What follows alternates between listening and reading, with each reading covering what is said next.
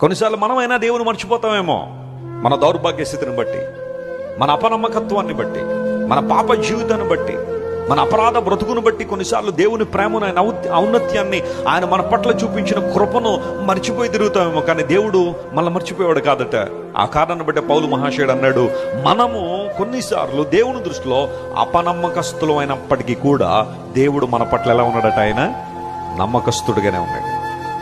Even though we are not faithful, God remains faithful in His promises, in His covenant.